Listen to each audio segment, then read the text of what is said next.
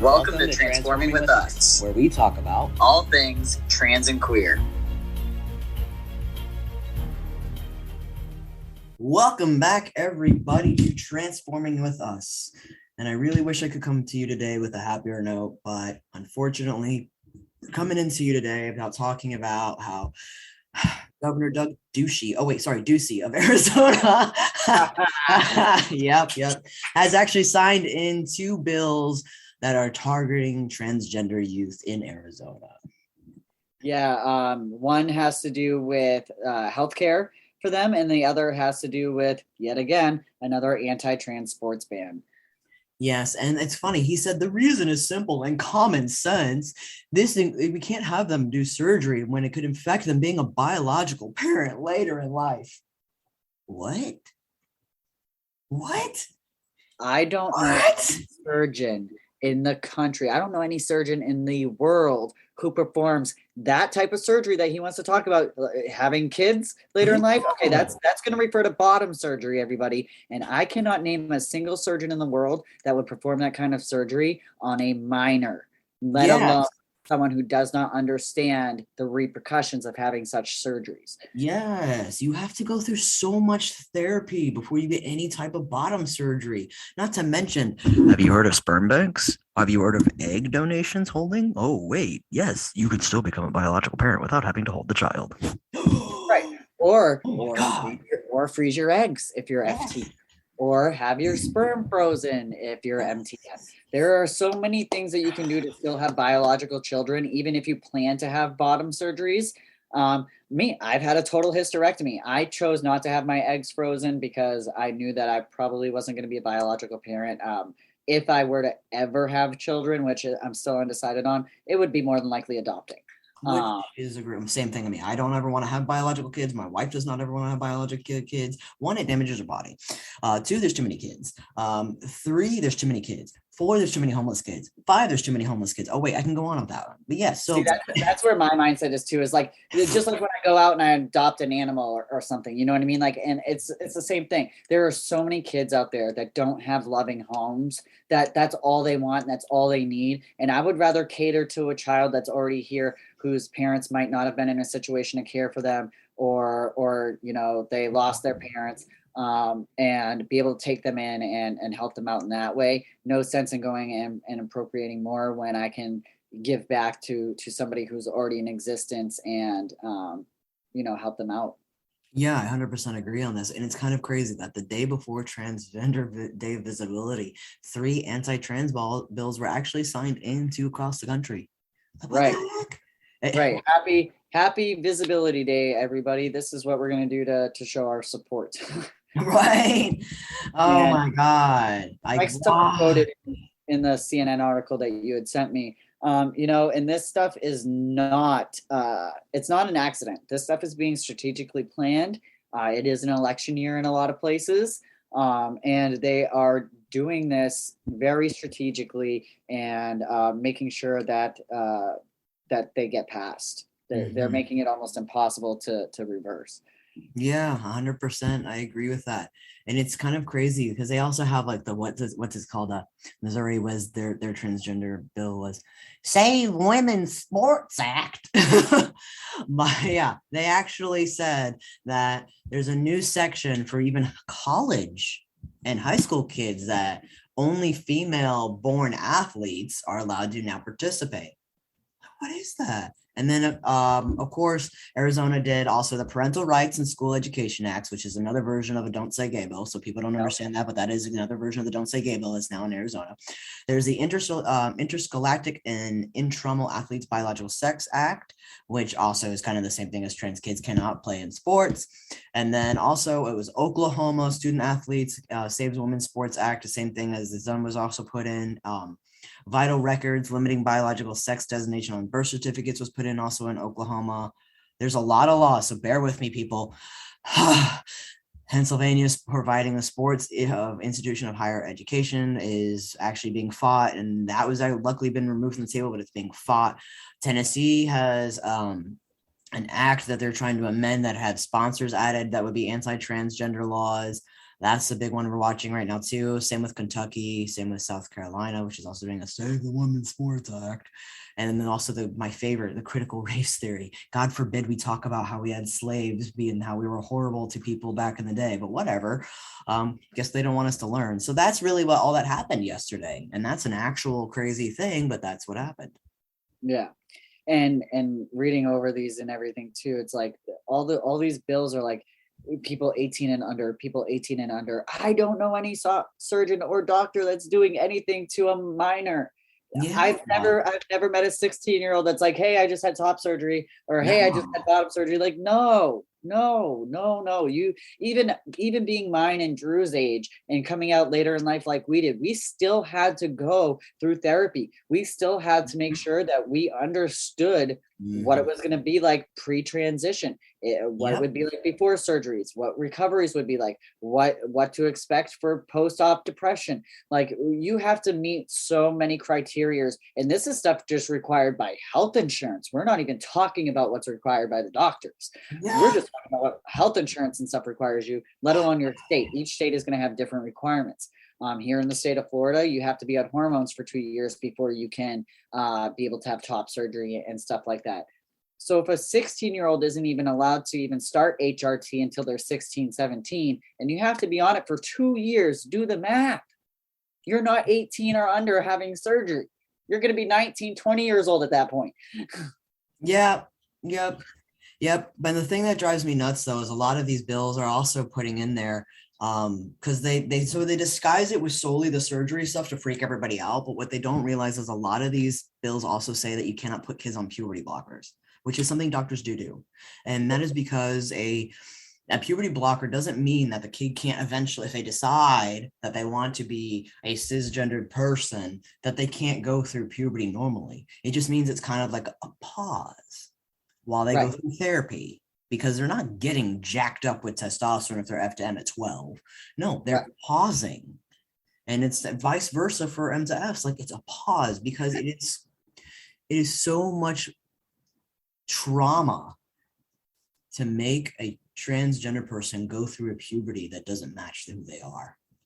100% agree. That's I was just going to say, it's life-saving. It is life-saving. I wish that puberty blockers were around when I was a kid, because it would have given me the time to go through the therapy, figure out exactly how I was feeling, put names on it, figure it all out, and then say, okay, you know what? We're going to go this way or we're going to go that way.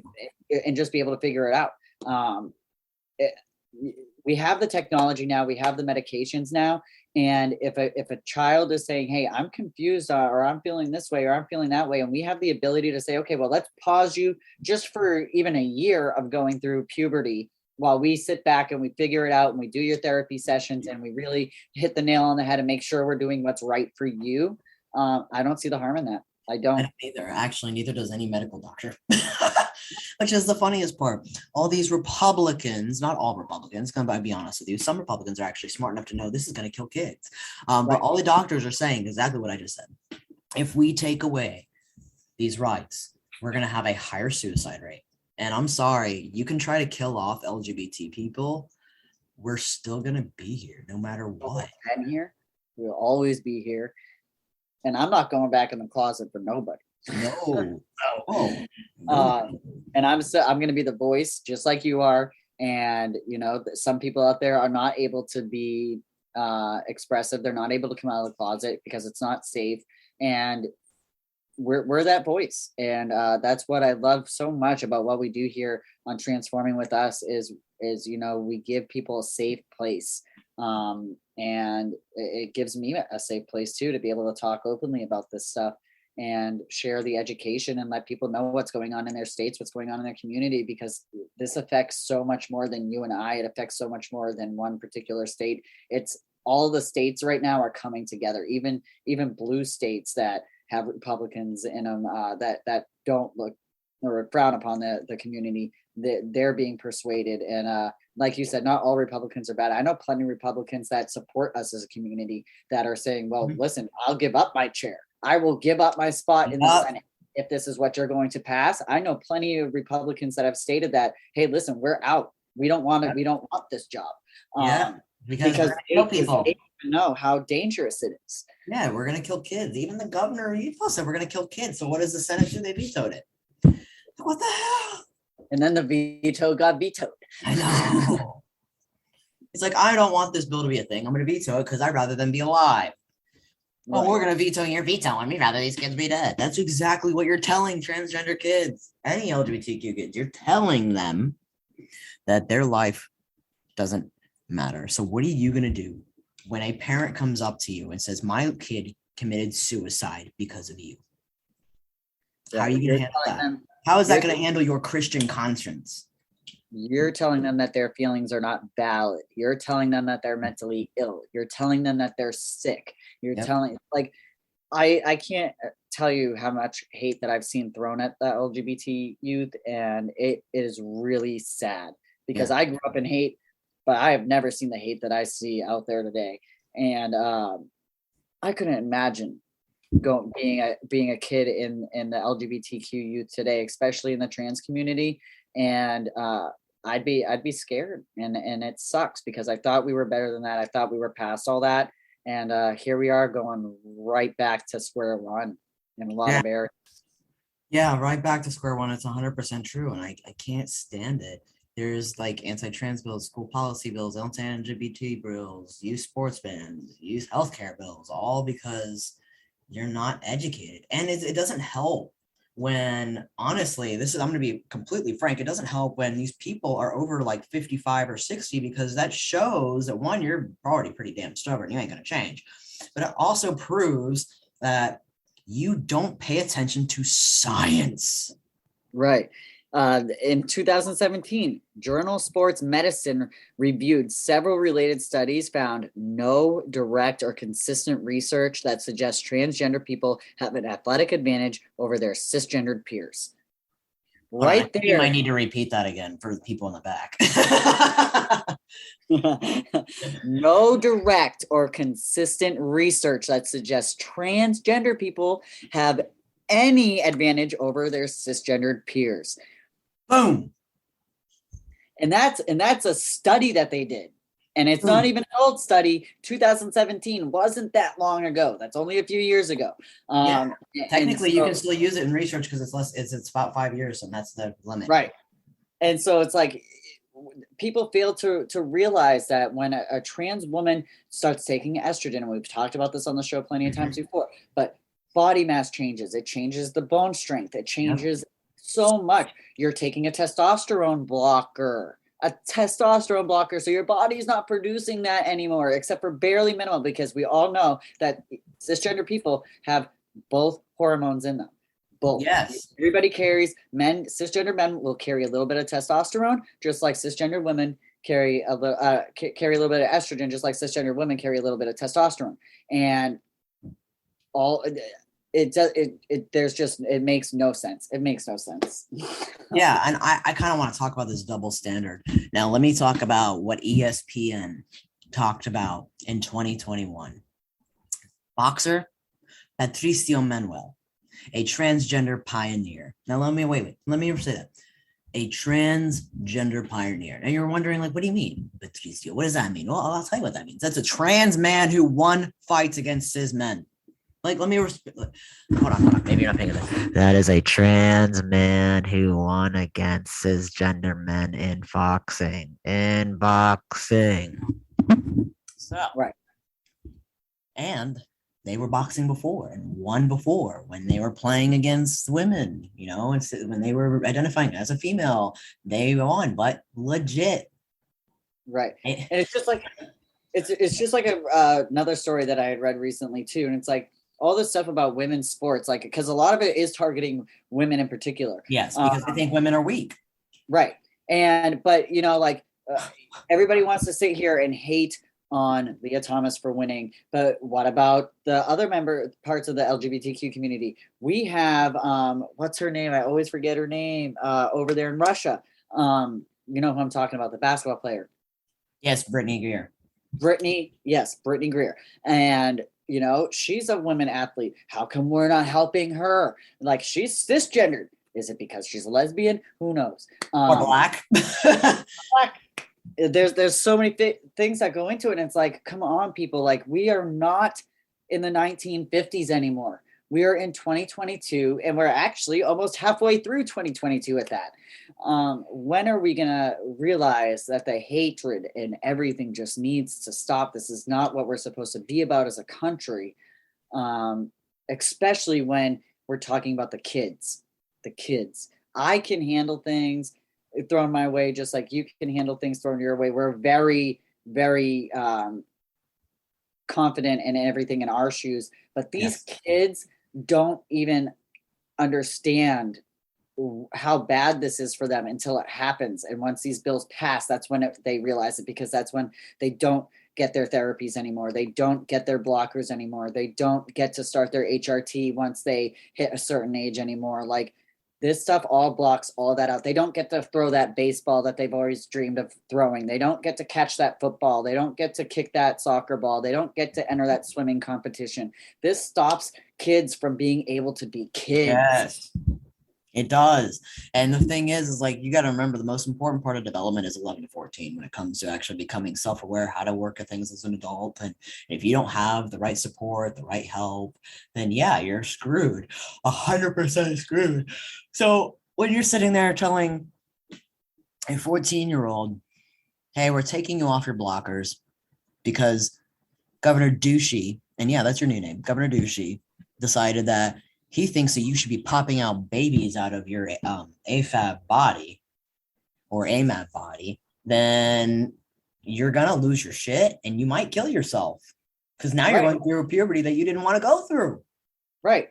So not only is it mentally destrubating to these kids, but physically and everything else. And, it's like, we could talk about pro-body, pro-choice all day, but who as a politician says that they have a right to dictate what someone does or doesn't do with their body? It's my body, my choice. I want to transition because I'm a trans man. I'm going to do that.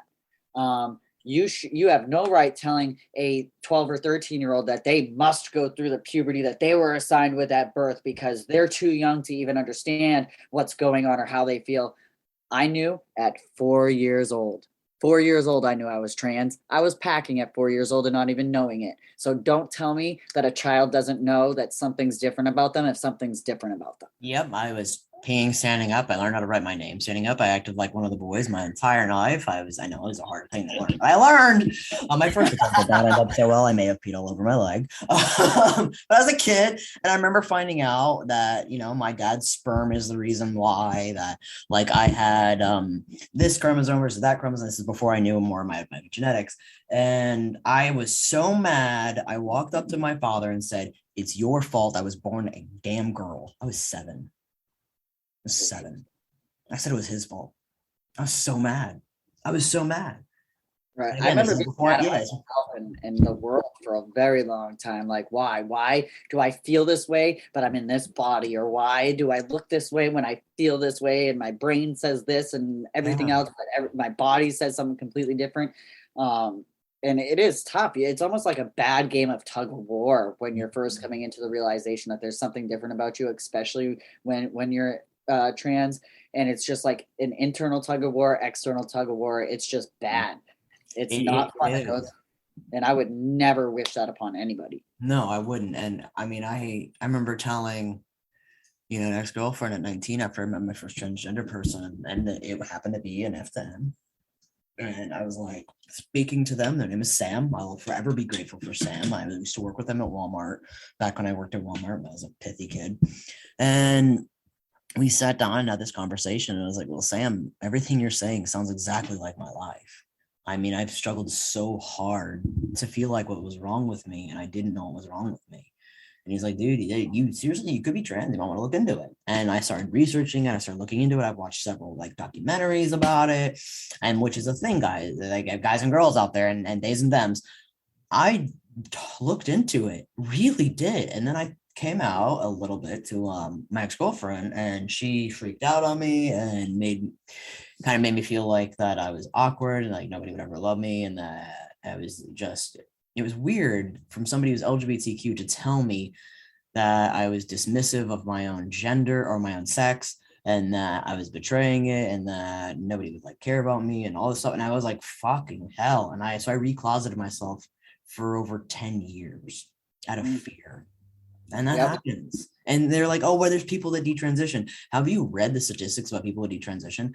4% of people detransition. Now, out of those 4% of people that detransition, over half of them, and I want to say about 70% is what I think the statistics said, do it because they can't afford it.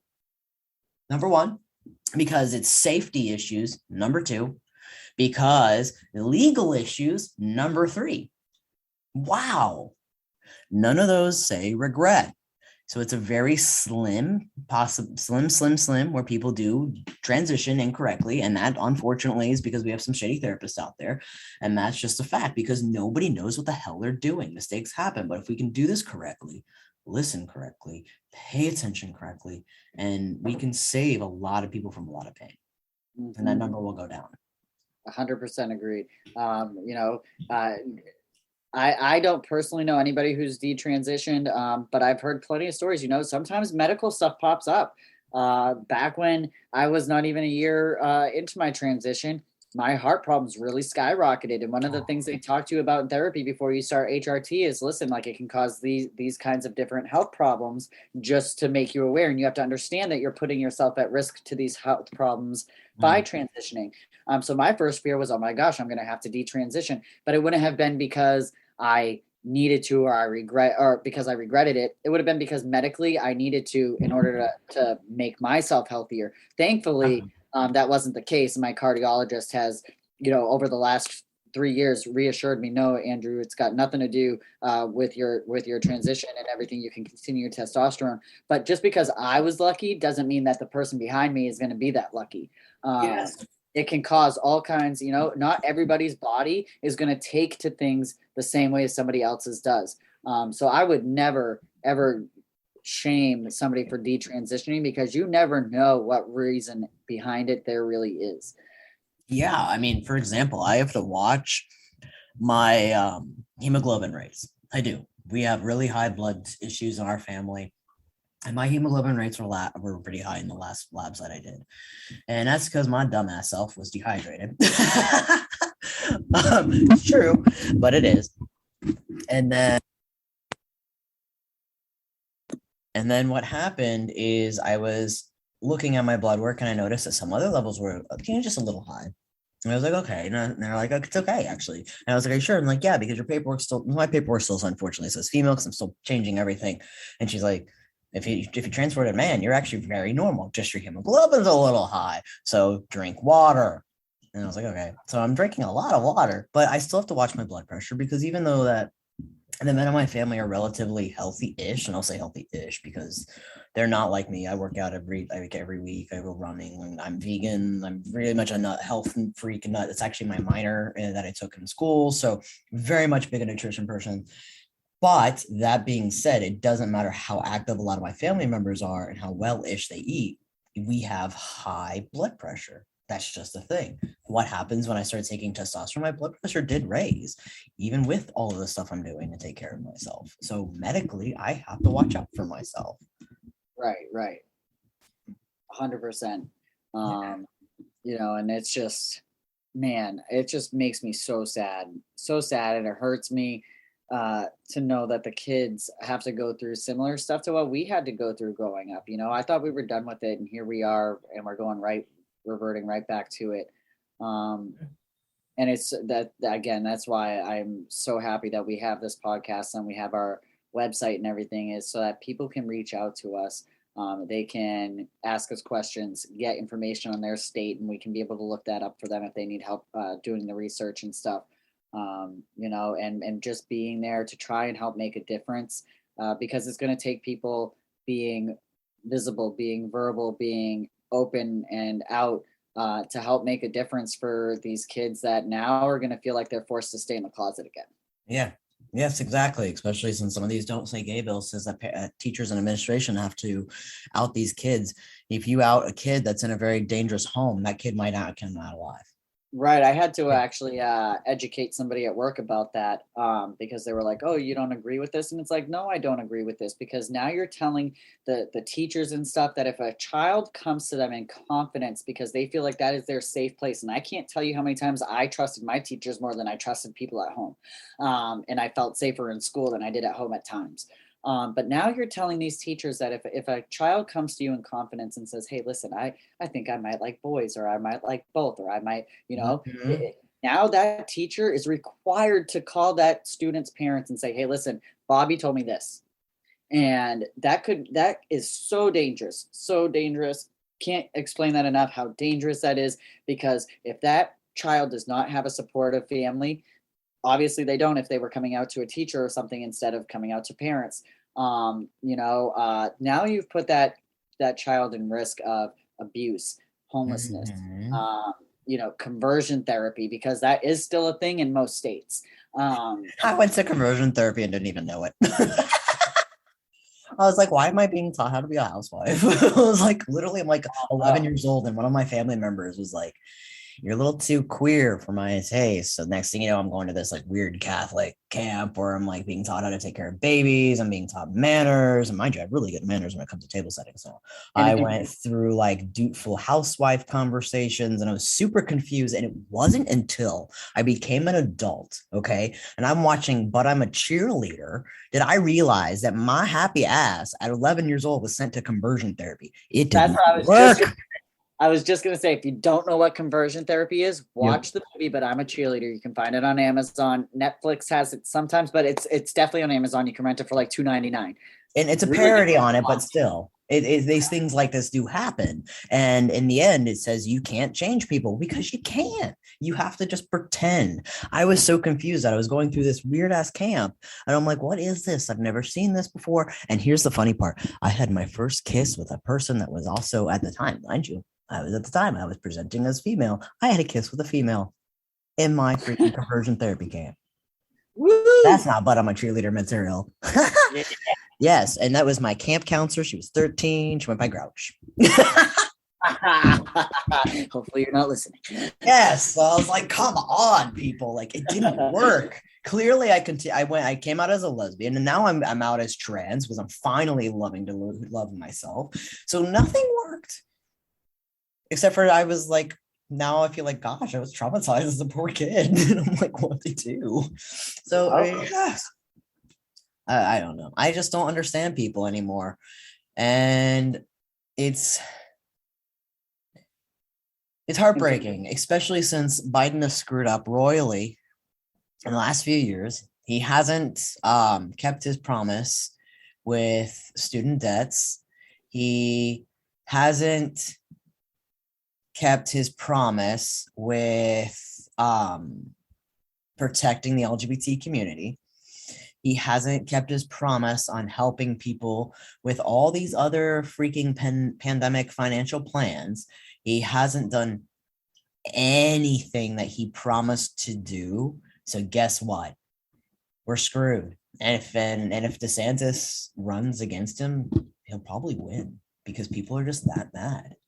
They Mhm. don't care about what the circumstances are. No, Nobody. Even if just Biden just took off $10,000 off of everybody, they would be happy. Just 10 grand. Just 10 grand. right. Like that would be We want the to talk about my best thing. debt. Yeah. Like it's just because I don't know. And for those of you listening that are of age and know how to contact your local legislators and everything, please make sure that you're doing so. Contacting your local legislators for your state, for your county, for your city, everything like that, really helps put the voice out there. It helps light a fire. And right now, legislators really need to be hearing from everybody in the community, because the more we stay quiet, the more they're like, okay, we're gonna get away with this. Mhm. Really important. Even if you just call to say, hey, I don't support this bill, please make sure it doesn't pass. A legislator is going to take that into consideration. Yep. So always try your best to contact your local legislators. They're there for a reason.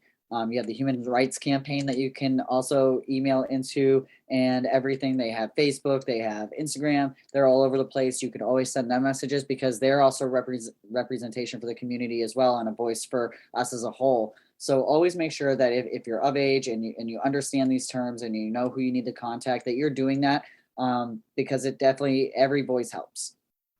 Yes, I 100% agree. And I know that Biden campaigned originally to make community colleges free. And they're like, oh, well, that it was eventually cut. But let me tell you something, for anybody who's listening, you can get your community college stuff done for free.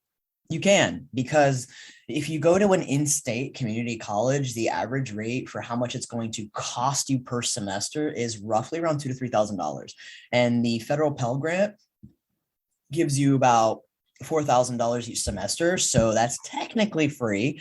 So I don't know why he did that, because if if you really want information on that, I'll write a blog about it. But so that's my own little tidbit. But still, the point is, vote. This year, vote. I know everybody's like, oh, it's not a presidential election. It doesn't matter. Every 2 years, we have votes to get either governors, senators, mayors, whatever it is, in the system, out of the system. And if we can get all the Republicans out, as much of it, and I'm not saying that all Republicans are bad. I'm saying there are good ones and bad ones, just the same reason I also truly believe there are good and bad Democrats. I believe right now everybody's just made it a circus shit show. I guess I have to put an explicit warning on this episode, but they made it a shit show, and it's a joke, and people are using transgender people as political clout, and it's unfair. So vote to get these horrible old people out of office. Yep, that's 100% the reason why I'm registered as an undecided party, because I do believe that I'm going to vote for who I feel is going to do the best job. I don't identify as Democrat. I don't identify as Republican. I don't identify as Green. I am my own person, and I am going to vote for who I think is going to protect me, and do what's best for the community, for the country as a whole. But yes, vote. We're in 2022. There is elections this year. Pay attention. Reach out to your local city halls and everything. Find out where you're supposed to go to vote. Make sure that you go to the right precincts, because every vote counts. I know for the last presidential election, when Biden won, they had the biggest turnout in voting history, because a lot of people of the LGBTQ community went out there and voted. We made our voices heard. We got Trump out of office, which is what we wanted. In my own personal opinion, I voted for the lesser of the two evils, because there was things with Biden I didn't agree with, things that I do agree with. I feel like we're going to run into that no matter who we vote into office. But it's very important, even for these smaller elections, like Drew said, whether it be you're voting for your mayor, or you're voting for your senator, or you're voting for your governor. Or judge. Or judges. Yep. 100%. Every vote counts for each person. So make sure you're getting out there and voting. I 100% agree with that, Andrew. I really couldn't agree more. I think there's just so many problems that not everybody's aware of, but hopefully we can actually get this figured out. I would really like to have everyone who's listening, if you're not registered, please go register. Look up your legislation, people. Look up where your voting is. It's actually not that hard to find, but you can do this, okay? You can. Yeah, 100%. So, thank you all for listening to the episode today. As always, we like to end things on a personal and positive note. So I just want to remind everybody that you are valid, you are worthy. We hear you, we see you, and you've got a safe place here. Please reach out if you need anything, and if you want to share your story and your own personal experiences in the community, definitely shoot us an email. We'd love to have you on the show and just help being a positive voice and showing people that we can get through all the tough times that we're seeing now and any tough times that come in the future. Thank you for listening to Transforming with Us. You can like, follow, and share on all major platforms to keep up with all things trans and queer. You can find us on Facebook, Instagram, Apple Music, Spotify, iHeartRadio, and more.